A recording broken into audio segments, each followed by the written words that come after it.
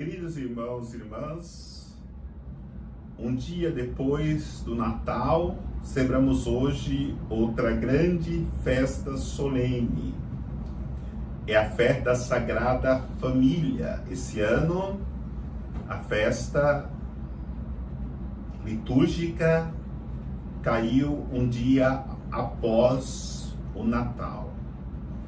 Do dia da palavra que nos é apresentada para reflexão nessa solenidade, com primeira leitura, o livro do Eclesiástico, capítulo 3, versículo de 3 a 7, depois de 14 a 17. O salmo responsorial é o salmo 127. Como segunda leitura da carta de São Paulo aos Colossenses, capítulo 3, versículos de 12 a 21. O Evangelho é o Evangelho de São Lucas, capítulo 2, versículos de 22 a 40. Nós sabemos que todas as famílias estão chamadas a se tornarem exemplo como é a família de Nazaré, Jesus, Maria e José. E como nós iremos conseguir esta graça de nos tornarmos uma família de Nazaré? Fazemos exatamente aquilo que a família de Nazaré fez para poder se tornar exemplo, que é ouvindo e colocando em prática a palavra de Deus, os ensinamentos, as leis, os preceitos. Já temos na primeira leitura do Eclesiástico este ensinamento. Aliás, o livro do Eclesiástico tem ensinamentos para todos os momentos, como por exemplo, como deve se portar o patrão, como deve se portar o empregado, como deve ser o relacionamento entre os amigos, as pessoas, como deve ser o procedimento diante de uma dificuldade que estamos passando na vida. Mas o texto de hoje fala diretamente da família, de maneira mais específica do relacionamento dos filhos para com os pais. E dentro desse ensinamento tem uma palavra que temos que meditá-la, porque esta palavra, para os filhos que obedecem, é uma palavra que pode conduzi-la a uma felicidade nesse mundo e, consequentemente, a salvação eterna. A palavra é honrá-la. Honrar pai e mãe. Mas como poderemos colocar essa palavra em prática honrando os nossos pais? O que é honrar os pais? A primeira honra que damos aos nossos pais é no momento que as pessoas começam a nos elogiar pela nossa conduta, pela nossa vida correta, porque eles percebem que as pessoas que vivem uma ética cristã, uma moral cristã, eles sabem que ali é fruto da educação dos pais. E quando acontece isso, os pais são honrados nos filhos. Por quê? Porque os filhos têm uma conduta cristã que faz com que as pessoas encontrem ali o verdadeiro sentido de viver o cristianismo, o verdadeiro sentido de honrar pai e mãe. O segundo momento de reflexão sobre honrar é no momento que nós cuidamos dos nossos pais nas suas necessidades. Nós sabemos que a idade chega, nós sabemos que as situações da vida, da necessidade de cuidar de saúde, de ajuda financeira, é uma realidade que precisamos sempre olhar para os nossos pais. Quando nós lavamos as nossas mãos na doença dos nossos pais idosos, não estamos honrando a eles. No momento que nós sabemos que estão passando necessidades financeiras, nós não ajudamos, nós não estamos honrando, porque diante da situação difícil, é muito fácil lavar as mãos e colocá-lo num asilo para não termos a responsabilidade. Não podemos fazer isso, porque estaremos desonrando os nossos pais e não estaremos assim agradando a Deus. Então é importante entendermos esta nossa responsabilidade. Do dia da palavra, continua nos ensinando na segunda leitura de hoje. E São Paulo fala algo muito interessante em relação a nos revestirmos de uma veste. Nós sabemos que a veste que a pessoa usa fala muito da vida dela. Quando eu coloco uma veste com clésima, todo mundo vai perceber que eu sou um religioso, um eclesiástico. Uma roupa muito colorida mostra a alma da pessoa. Uma roupa de luto mostra a alma da pessoa. Então, a veste, ela fala muito do que aquela pessoa está vivendo, ou até mesmo, muitas vezes, aquilo que a pessoa é. Então, São Paulo vai dizer para as pessoas se vestir com uma roupa, com uma veste de várias cores. Vamos colocar assim: uma veste de bondade, de mansidão, de perdão mútuo, de fidelidade, de compaixão, e vai dizer: e coloque um cinto para dar um toque especial. Esse cinto é a caridade.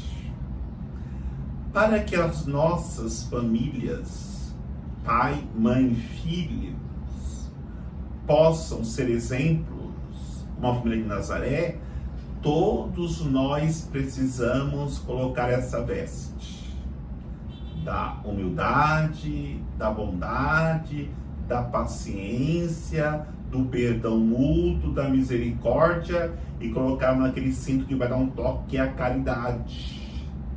Senão, cada um buscará o seu interesse e não compreenderá a mensagem de salvação que a palavra nos transmite. Olha que diz São Paulo nas responsabilidades da esposa, nas responsabilidades do pai. Esposas, sejam submissas aos vossos maridos. Esposos, amem vossas esposas como Cristo amou a sua igreja e deu a vida por ela. As mulheres, muitas vezes, não gostam dessa fala de São Paulo, porque parece que está depreciando a mulher e está querendo colocar o homem acima da mulher. Mas meditamos profundamente naquilo que diz São Paulo. Sim, a mulher deve ser submissa ao seu marido.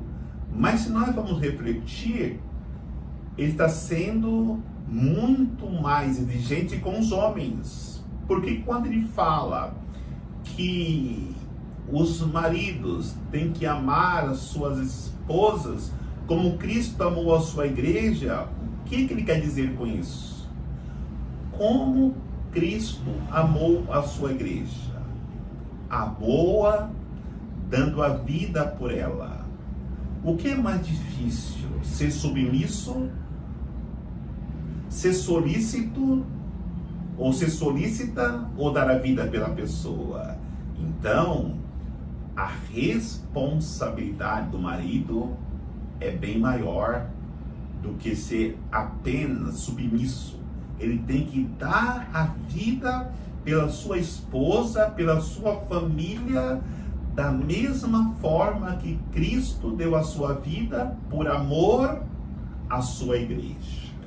E aí poderemos no Evangelho refletir na família de Nazaré, que viveu profundamente esta realidade quando Cristo foi obediente aos seus pais, porque seus pais eram obedientes a Deus.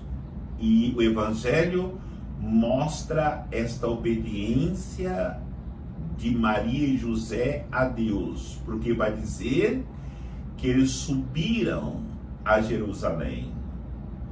O povo judeu tinha 3 festas grandes que eles não podiam perder. E quem era pobre tinha que ir pelo menos em uma dessas festas. Então, a festa da Páscoa, a festa de Pentecostes e a festa das tendas, que lembrava o tempo que o povo viveu no deserto debaixo de tendas. Eram as festas que todos que tinham condições iam todos os anos celebrar em Jerusalém. Mas Jesus e Maria eram pobres. Então, eles faziam todos os esforços para cumprir a lei, indo pelo menos em uma das festas. E hoje o Evangelho fala que eles obedeceram a Deus, subiram a Jerusalém para cumprir o preceito, segundo as suas condições de pobres, e fazer a vontade de Deus. E nessa festa Jesus se perde. Na verdade, eles acharam que Jesus havia se perdido, mas como nós sabemos, Jesus estava lá no templo, ensinando e aprendendo com os doutores da lei. A caravana volta, procuram Jesus entre os seus parentes, e 3 dias procuram Jesus e não encontram. Voltam para o templo para procurar Jesus, e lá encontra Jesus exatamente lá no templo, aprendendo e ensinando os doutores da lei. Esse menino era diferente, e a sua mãe, como o coração de qualquer mãe ficaria, ficou inquieto. Meu filho, o que nos fizestes? Estávamos à tua procura. E Jesus diz: não sabeis que eu devo ocupar das coisas do Pai? A partir dos 12 anos, os adolescentes já tinham a responsabilidade de viver profundamente a fé herdada do povo de Deus, da herança de Deus dos seus pais. E Jesus assim começava a demonstrar que ele veio para uma missão grandiosa, não para ficar limitado a uma família de sangue, mas para se expandir em uma família espiritual se dar, se entregar por toda a humanidade. Mas o Evangelho diz que ele voltou para a casa dos seus pais e lhes era submissos, para que possamos entender que a submissão aos nossos pais é uma forma profunda de honrá-los, e quando somos submissos aos nossos pais, nós agradamos a Deus, que sempre nos abençoará, porque o quarto mandamento diz: honrar pai e mãe, para que sejas abençoados na terra.